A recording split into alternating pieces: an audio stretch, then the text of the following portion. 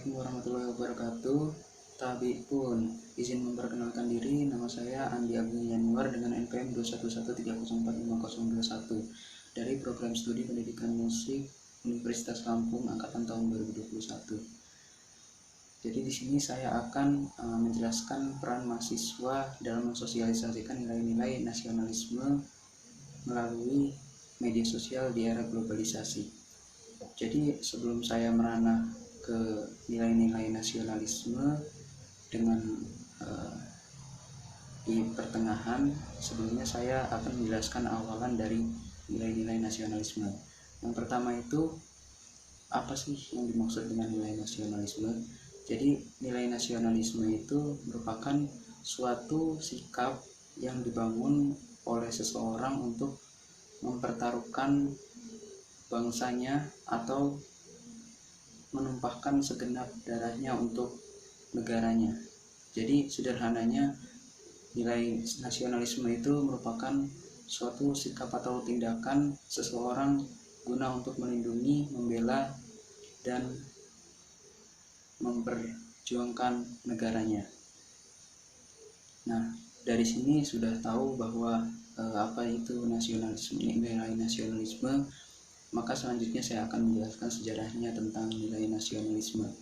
Nilai nasionalisme itu sebenarnya sudah ada sejak zaman dahulu, yaitu sewaktu adanya pergerakan nasional, pergerakan organisasi nasional, salah satunya yaitu Budi Utomo. Budi Utomo itu didirikan pada 20 Mei 1908 oleh Dr. Sutomo. Organisasi-organisasi nasional ini kemudian bergerak mengembangkan suatu nilai-nilai nasionalisme guna mencapai tujuan dari nilai nasionalisme tersebut.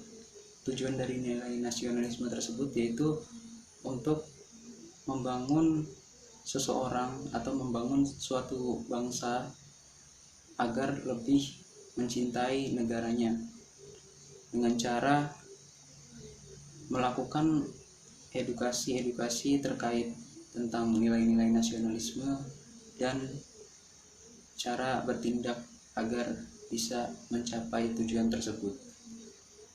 Selanjutnya yaitu saya akan menjelaskan tentang dampak positif dari nilai nasionalisme.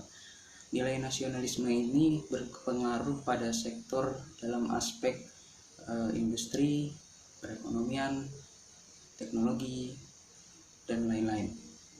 Nah, jadi nilai nasionalisme ini dan salah satu dampak positifnya yaitu ketika kita menggunakan suatu produk lokal dan ingin mengembangkan lagi, maka kita harus berkolaborasi dengan negara lain. Agar apa? Agar kita dapat menciptakan produk yang lebih bagus lagi, yang lebih berkualitas lagi, dan kita juga dapat memproduksinya lebih banyak lagi agar lebih konsisten lagi. Maka dari itu dibutuhkan kolaborasi antar negara. Jadi itulah dia dampak positif dari nilai nasionalisme di era globalisasi saat ini. Nah, sekarang saya akan menjelaskan tentang salah satu contohnya nilai nasionalisme di era globalisasi ini yang dampak negatifnya.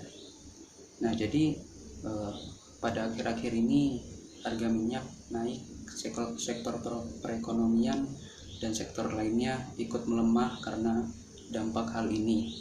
Dikarenakan negara-negara lain itu negara-negara luar meminta untuk mengimpor ke negaranya, sehingga terjadinya di Indonesia ini yang namanya inflasi besar-besaran. Tak tanggung-tanggung seluruh Indonesia merasakan dampak ini, dari mulai keberatan dengan harga dari barang tersebut dan kesulitan untuk mencari dari barang tersebut.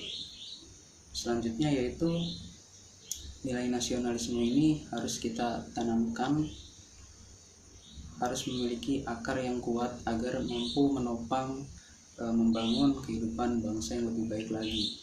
Dari pengalaman-pengalaman terdahulu itu kita jadikan contoh atau acuan titik tumpu untuk meloncat lebih jauh lagi ke depan, melesat lebih cepat lagi ke depan, agar sektor di segala aspek bidang di negara ini cepat berkembang pesat, sehingga negara Kesatuan Republik Indonesia ini menjadi negara yang maju, negara yang dicintai, negara yang disayangi, negara yang diakui oleh negara lain, semua yang diakui oleh semua negara lain. Jadi kita harus bertindak, jangan hanya mengedukasi saja, tetapi harus bertindak juga.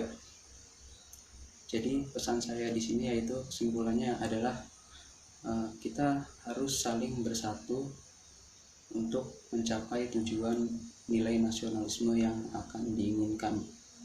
Nilai nasionalisme apa yang akan diinginkan di era globalisasi ini? Yaitu dengan cara kita mempertahankan, rela berkorban demi negara Kesatuan Republik Indonesia ini. Sekian dari saya. Terima kasih. Wassalamualaikum warahmatullahi wabarakatuh.